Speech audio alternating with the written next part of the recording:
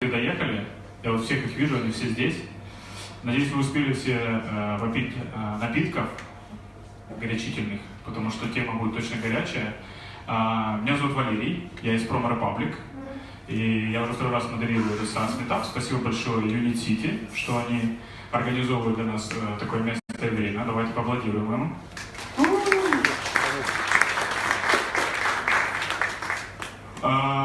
Смотрите, тема очень сложная. Она про то, как строить, нанимать иностранцев, да, американцев или европейцев и строить офисы в других странах.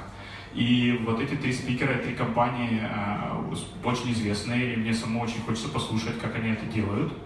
Ребята, кто-то в Европе это делает, да, как Reply в Берлине, у них формируется сейчас офис. У Readdle, как оказалось, вообще очень много офисов везде. Ну и Talkable — это очень американская компания. Вот.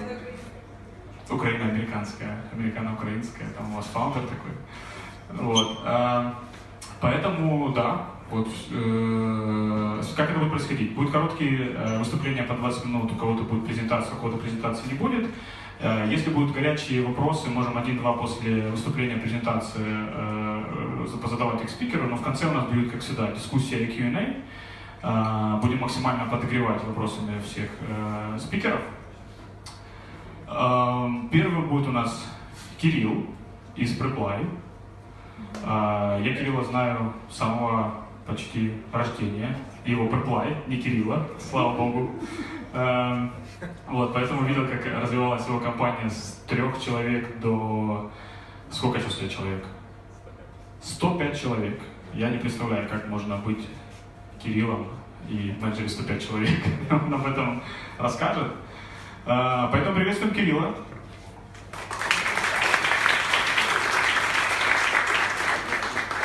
One. So guys, hello everyone. I'll have this conversation in English because I think we're talking about building international teams, right?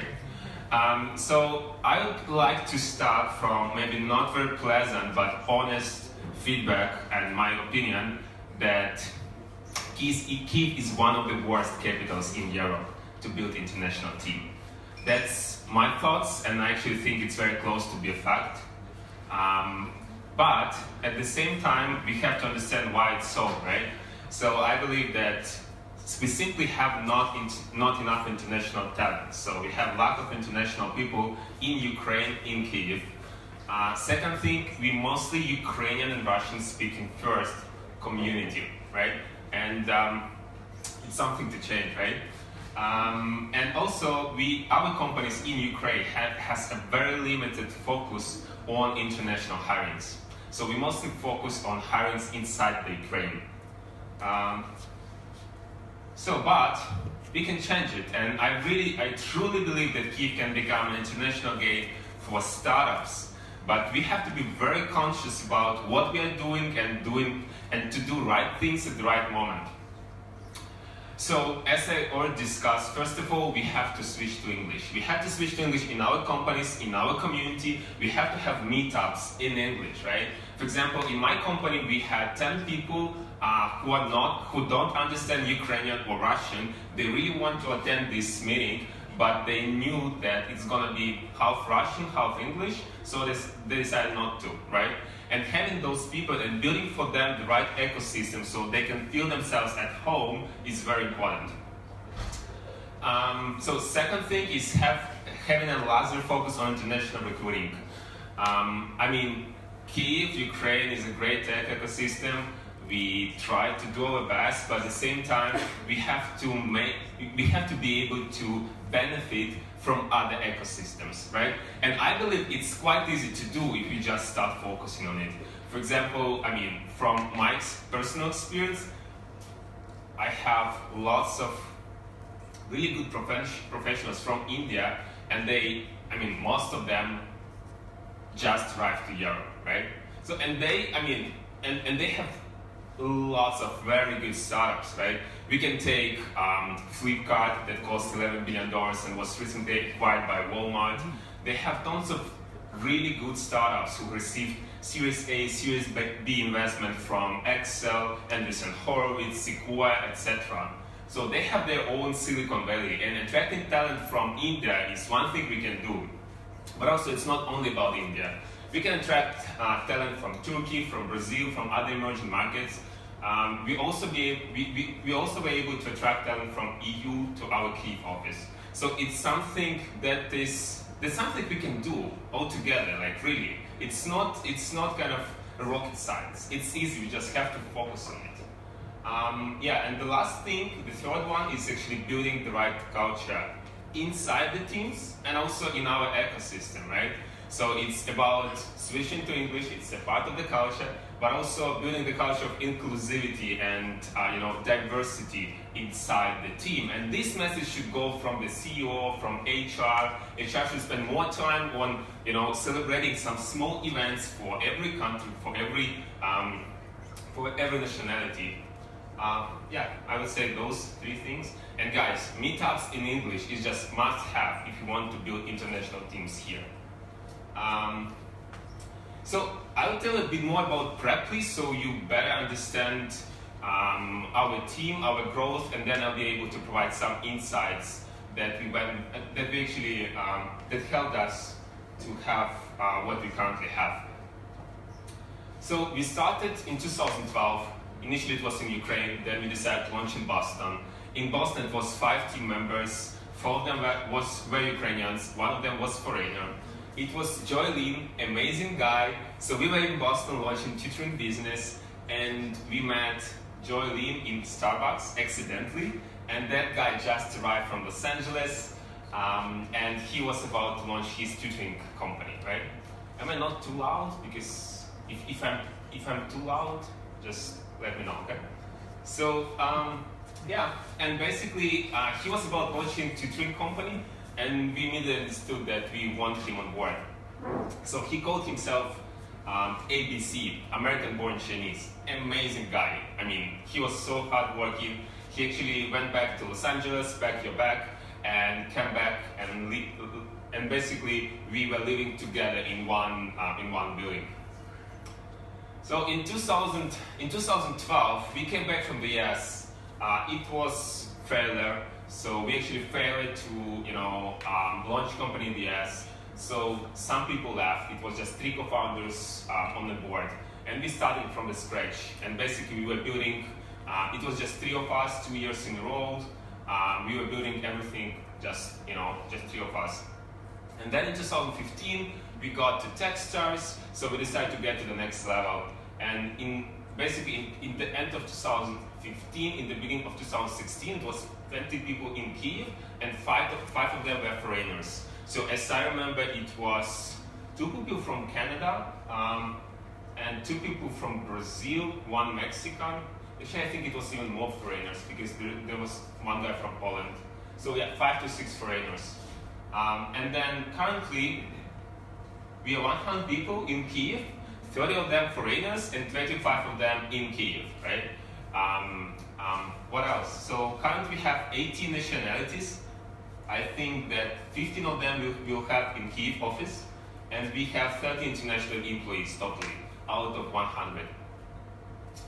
And I think that having this diverse culture actually helped Preply a lot in launching to different markets, right? So for example, as for now, our biggest market is the United States, but at the same time, it's just 17% of our revenue. Right, so lots of our revenue comes from Brazil, UK, Russia, German-speaking countries, Spanish-speaking countries, Poland, and Ukraine, right? And there are some revenue coming from Japan and Korea, but we're not focusing that much on it. And also it actually helped us to provide much better customer feedback, but also it helped us to make the right customer resources for different markets and really understand what is needs for every market, right? And right now we are working on building marketing personas, and for the US market, it's totally different than any other market, right? So for US market, we have 1 set of marketing personas, for Brazil another set, for Germany 3rd set, right? So it's very important to understand your customers and then build the right marketing message, but also the right product. Yeah, so a couple of things that helped us to create international team. So the first thing is to get international leadership team, right? It's very important. As soon as you have at least one executive that doesn't understand English, Russian or Ukrainian, it's getting quite easier because everyone have to communicate with this person and everyone will start switching to English, right? At this stage we have more actually, we have a bit bigger leadership team, but currently we have at least 4 people who doesn't understand Russian or Ukrainian at all, and that's good. So 3 of them are in Berlin and 1 of them is in Kiev, and there are 4 Ukrainians on this side as well.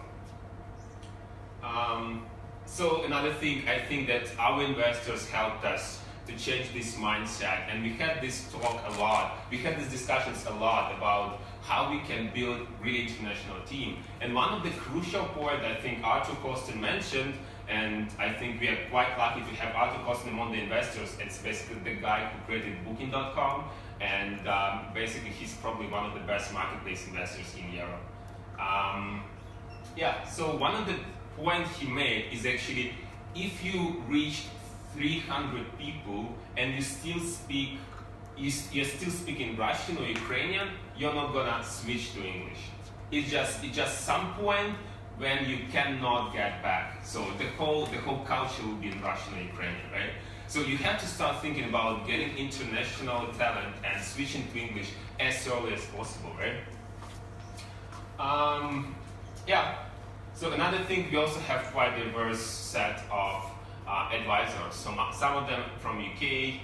This is basically Paul Harwood. He was lead researcher in Twitter and Facebook, and he actually directly reported to Mark Zuckerberg, and they discussed how to launch different markets. So Paul Moreau, who was CEO of Happen, it's a dating app, I think number 3 in the world after Tinder and my gosh, that's another one that I forgot. Okay, that's fine. And then Daniel Hofer, who is co-founder of Couchsurfing. And I think there is obvious question, when should you start attracting international talent? Well, ASAP, right? So as soon as possible. We had, I mean, if you calculate properly, we had 20% of international talent when it was 5 people, right? It is important to attract as soon as possible. And I mean, in our case, we got everything we could to bring international people on board. So currently we have people from Brazil, from Mexico, from Poland, from Azerbaijan, from India, from Canada, and we actually contacted those people and we did everything to make the whole relocation smooth.